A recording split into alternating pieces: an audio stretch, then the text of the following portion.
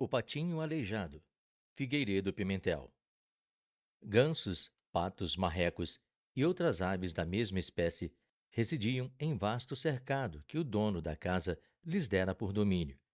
Viviam bem, satisfeitos da vida, contentes com a sorte, porque nesse cercado havia uma pequena lagoa, onde, durante o dia, iam se banhar, catando com o bico bichinhos que apareciam à beira do lago, ou comendo peixinhos que podiam apanhar quando nadavam. Em certas épocas do ano, aves de paisagens distantes vinham de passagem por aquelas regiões e estacionavam na lagoa para descansar das grandes fadigas que traziam voando de um para outro lugar.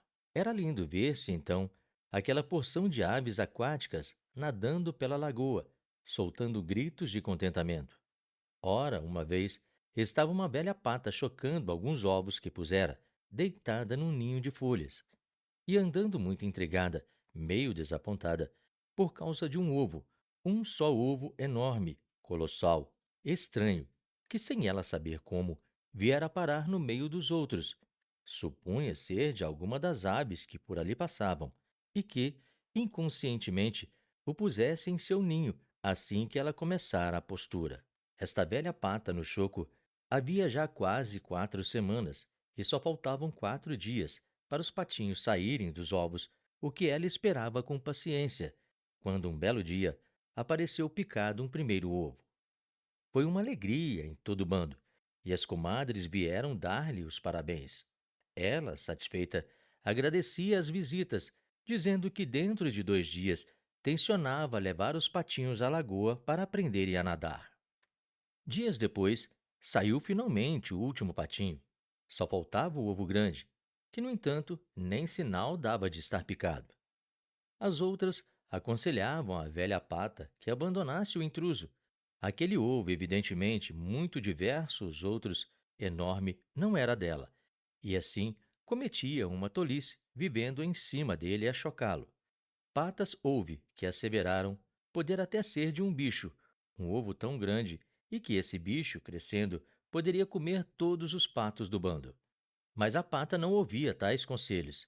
Disse que queria ver que a ave sairia dali, que aquilo era ovo de ave, se estava vendo, e que enquanto não saísse, ela não abandonaria o ninho. 7 dias depois de sair o último patinho, a velha pata viu o ovo grande picado, e apareceu um bicho, parecido com um pato, é verdade, mas todo torto, escuro e aleijado. Depressa a pata se arrependeu de ter chocado um bicho tão feio, mas como era boa, e não querendo dar o braço a torcer, mostrando-se aborrecida de ter na sua ninhada um pato desgracioso, repugnante, nada falou às comadres. Na manhã seguinte, bem cedo, disse para os filhos: Vamos, meus patinhos, hoje é dia de sairmos do ninho. Quero levá-los à lagoa e apresentá-los às suas tias e a seu pai, o pato velho. Quando a pata apareceu, foi uma festa geral e houve enorme alegria no bando. Todos a felicitaram elogiando os patinhos. Uma pata, porém, mais indiscreta, reparou no patinho aleijado e disse para as companheiras: Onde teria ela arranjado aquilo? Olha que bicho a nossa comadre chocou. Desde então, não cessaram as caçoadas, remoques, debiques, vaias por todo o primitivo bando, na mãe e no filho. E a coisa chegou a tal ponto que a pata aborrecida, desgostosa, começou a odiar o aleijado. No entanto, o infeliz palmípede vivia muito modestamente, sem fazer mal a ninguém, sabendo nadar melhor que todos, mas sempre repelido. O tortinho não podia viver naquele bando. Tantas eram as beliscadas que lhe davam, tal era o inferno em que vivia. Assim, resolveu fugir e um belo dia, nadando pela lagoa afora, distraiu-se a ponto de quando chegou a noite, já estar do outro lado, à margem de um juncal muito grande. Aí, chegado, procurou um lugar onde passar a noite e dormiu até pela manhã. No outro dia, achou que o local era bom e viveu aí, satisfeito, sem ter mais quem o ferisse. Uma vez, estando a banhar-se na lagoa, viu 2 pássaros voando muito alto, tão alto, que quase encostavam nas nuvens. O aleijadinho, ao vê-los, sentiu uma coisa dentro de si e soltou um grito estrídulo, tão forte que se admirou de ter realizado um feito tão sublime, como aquele som altíssimo que dera. Passou o resto do dia triste, pensando naquelas duas aves que haviam passado tão perto do céu, voando tão serenas.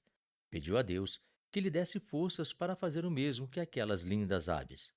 E a sua existência deslizava-se tristíssima, sem prazeres de espécie alguma, solitária, enfadonha, aborrecida, monótona, quando, uma madrugada cedo, o silêncio do juncal foi quebrado por inúmeros latidos de cães e tiros de espingardas. Eram caçadores que tinham vindo em busca de aves aquáticas.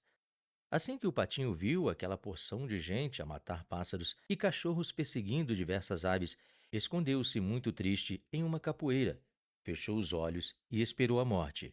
Os caçadores levaram todo o dia a atirar, e à noite, depois de se retirarem, o patinho fugiu daquela lagoa, pensando que no dia seguinte podiam voltar e talvez não escapulisse. Foi andando pelo mato até que encontrou uma casinha onde morava uma velha em companhia de um gato e de uma galinha.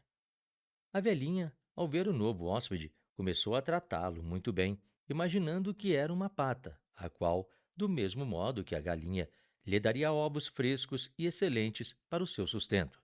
O patinho vivia contente pelo bom trato que recebia da velha, apesar da má vontade que lhe mostravam o gato e a galinha. Passados 2 meses, a velha viu que o pato era macho e por isso perdeu a esperança dos ovos. Começou então a maltratar o bichinho, que, vendo-se perseguido pelos dois companheiros, o gato e a galinha, começou a maldizer de sua sorte. Dizia o gato: Sabes caçar ratos? Se não sabes, vai-te embora, pois não tem serventia. Sabe pôr ovos? Perguntava a galinha. Então vai-te embora, pois não tem serventia. E o patinho, vendo-se assim injuriado diariamente, uma bela manhã desapareceu da casa da velha. Pensando na sua vida amargurada, seguia caminho em fora, quando viu de novo dois pássaros que voavam muito longe, bem alto. Reconheceu naquelas aves as mesmas que uma vez haviam passado por ele na lagoa e soltou o segundo grito. Ficou admirado de tê-lo dado tão alto e quase morreu de contentamento quando ouviu os dois pássaros responderem ao seu chamado. Eles voavam, porém, alto, muito alto, e não mais responderam. O patinho ficou muito triste, nadando sempre, até que parou no lagozinho de um jardim de casa rica. O pobrezinho, desde que saíra da lagoa, com medo dos caçadores, nunca mais vira água onde pudesse banhar-se. Entrou na água e começou a dar gritinhos de contentamento. Nisso, apareceram dois grandes patos brancos, tão brancos como a neve, nadando em direção a ele, com as asas levantadas, fazendo de velas. O patinho aleijado, vendo dois patos tão bonitos dirigindo-se para ele, envergonhou-se e baixou o pescoço para se esconder.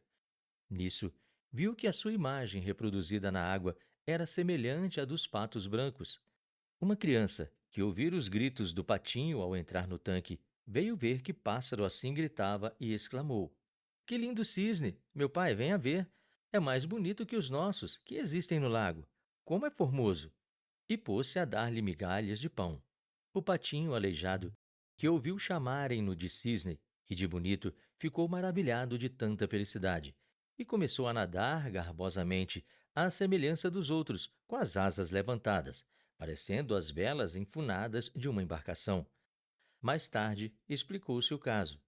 O ex-patinho devia ser filho de algum cisne que, passando por acaso pela morada dos patos, pusera um ovo no ninho da velha pata. O aleijado, agora transformado em magnífico, lindo cisne, ainda viveu muito feliz em companhia de seus dois irmãos, os cisnes do lago.